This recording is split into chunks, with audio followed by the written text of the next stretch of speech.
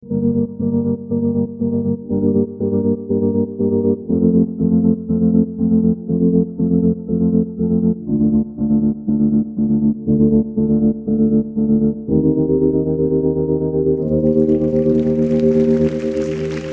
you. I call Leopoldo Lion of Venezuela because my name also, Sangay, means lion. So Lion of Tibet is meeting Lion of Venezuela. And also with the president-elect, Gonzalez, he won 69% in the final ballot, right? No, 72.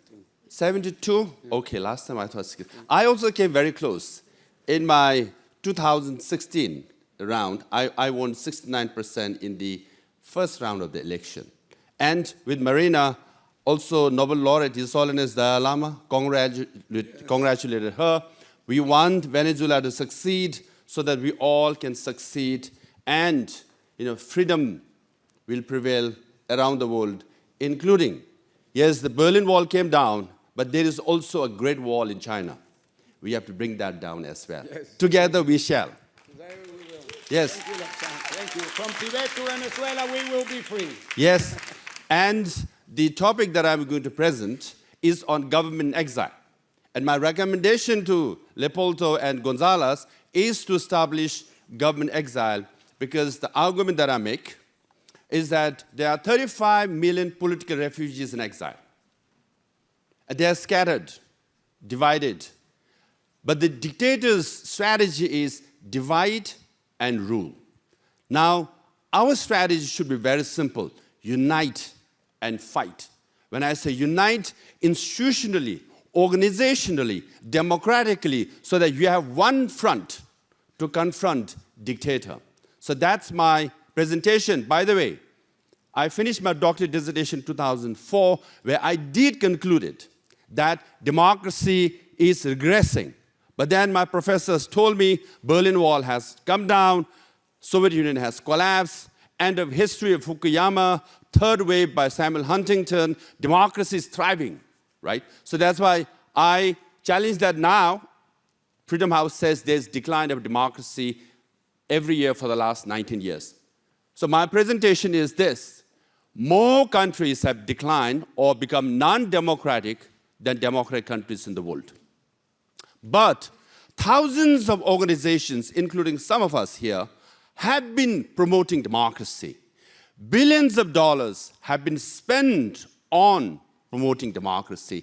And hundreds of thousands of experts and consultants and professors and researchers have all written about democracy. Now, all the reports claim we have contributed towards democracy, but in the last 20 years, there is decline of democracy. Why? More organizations, more people, more funding. How come democracy has declined? The answer is because we all are taught to bring down dictators, but not to replace them. We all are taught to be dissidents, but not to be democrats. We all are taught to be an activist, but not to provide alternatives. Till we learn how to govern and how to run ministry, you cannot replace dictators. That's why, look, in Tunisia, we remove one dictator, another one has come. In Egypt, one dictator. In Libya, Afghanistan, Syria, you just name it. We have removed all these dictators in the last 20 years. Same people have come back. Why? Because while in exile, we did not practice democracy. When we were given the opportunity, we didn't learn how to run a foreign ministry, agriculture ministry, finance ministry. We did not. When the country is given to you, you didn't know how to govern. And the same dictators came back. So now we have to reimagine democracy, because exile is the key. If you practice democracy in exile, your likelihood that you will practice democracy back home. For example, we knew Ayatollah Khomeini was theocrat in exile. He became theocrat. We knew Shah was a monarch in exile. He became a monarch in Iran. And then we knew the Sihanouk, Prince Sihanouk of Cambodia, was a monarch. Khmer Rouge was a killing machine. What did they become when they came back? They became exactly the same they were while in exile. Lenin was Bolshevik in exile. We knew he was Bolshevik. He went back. What did he turn Soviet Union into? A Bolshevik country. So who you are in exile, you become back home. If you don't practice democracy, if you don't know how to run a government, if you don't know how to run ministries, you can't run your own government, you can't run own ministries, and you give back your country to dictators. Having said that, it's not that discouraging. We have had government exiles who have had some limited successes. For example, Spanish government exile, Polish government exile, Baltic diplomatic counselors. They did play their parts in restoring democracy back home. And we have also political parties in exile.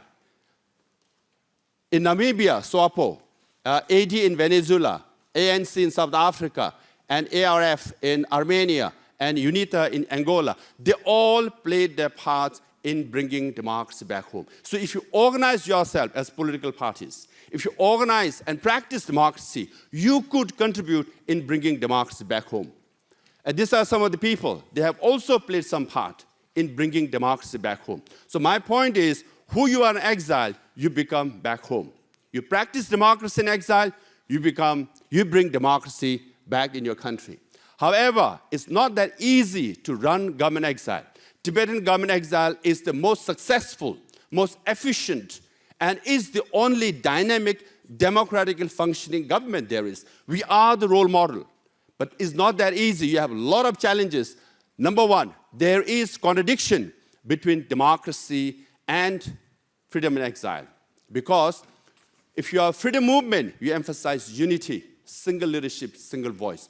But if you want to practice democracy, instead of single leader, you need opposition. Instead of single voice, you need freedom of speech. Instead of unity, you need diversity. There's fundamental and philosophical contradiction between democracy and freedom movement. How you navigate this, how you reconcile this, is a challenge. If you don't know, you might lapse towards non-democratic system.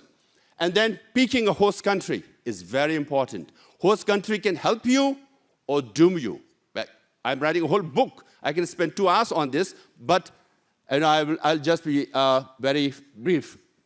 Infiltration, assassination, kidnapping, divide and rule are common strategies used by dictators to weaken you. And there's a lot of infighting among exiles. It's true. But it's also connected to trauma. They all suffer trauma. Once you suffer trauma, you are more emotional. You see things black and white, and you are more stubborn, and you fight more. But they are connected. And then, obviously, how to conduct cross-country and cross-continent election, and how do you enforce, your decisions. Tibetan government exile can function their decision by making decisions. Dharamsala, Tibetans around the world will follow. And we have a lot of experience on this, and international recognition adds legitimacy. And funding, international funding. Internal funding is also important, but funding leads to corruption, also to the demise of government exile. So you have to be very careful. Funding also divides communities in exile. And then the ideological divergent. People back home are suffering. You are in a free country. They will say, who the hell are you? You don't represent us. You don't speak for us. And then when you go back, they will say, you are strangers, you enjoyed freedom, you can't come and now take credit. We are the ones who suffered. How do you reconcile this? Tibetans have found a solution. We are willing to share with you. And then, obviously, potential resentment when you go back home. So what I'm trying to say is that Tibetan government exile is a functioning democratic government. We have our own cabinet, we have our own parliament, and the most watched show in the Tibetan community is not Netflix or football in Europe, but it's parliamentary session. It's a vibrant democratic system. And then, now, when you say you have to establish government exile, I've been telling Venezuelan friends, they say, no, Maduro's going next year. And then it's been 15 years, Maduro is still there. Had they formed government exile 15 years ago, they could have a functioning Venezuelan government exile challenging Maduro head on. Maduro, you're a dictator. Look at us in exile. 6 million Venezuelans practice democracy, elect our leader, and we have functioning parliament. That's the alternative. You show it to people in Venezuela, they will say, that's the alternative we like. This is what we have, is what we don't like. You give clear-cut choice. But if you cannot form government exile, you can form parliament exile. Or you can have party in exile. Or you can have diplomacy or media coordinating or advocacy group. Or there's millions of people, as I said, 35 million political refugees. They need services, they need education, they need health, they need culture. All the services you need to provide to earn legitimacy. So Tibetan government exile, take care of your people, our people.